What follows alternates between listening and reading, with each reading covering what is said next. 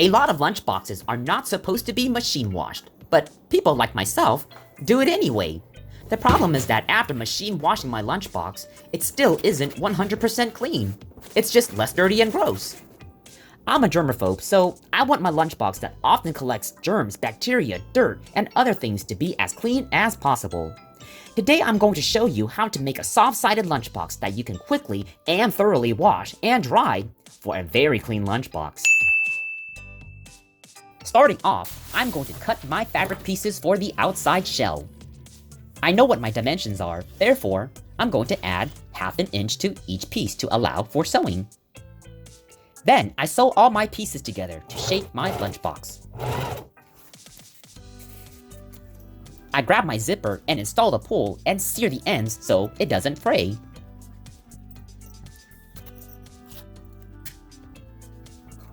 I then sew the zipper onto the edges.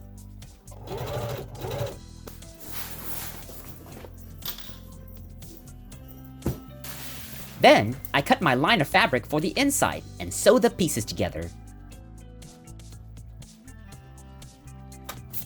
I leave one end open so I can put the insulation foam inside after sewing the edges.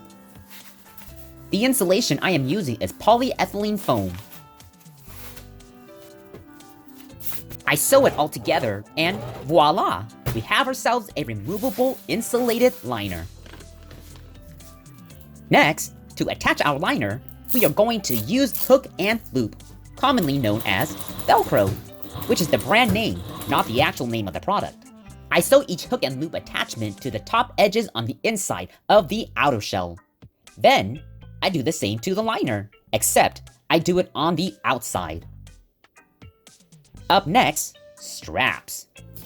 I'm going to use plastic clasps, triangle strap rings, and a buckle adjuster. The strap I will use is 1.5-inch heavy-duty nylon. The strap ends should be seared to ensure it does not fray. I use my handy-dandy disappearing ink pen to mark where I want my straps to be sewn.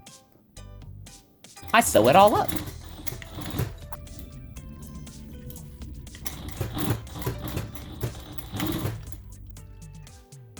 The straps are ready. Now we assemble our lunchbox, and we're done!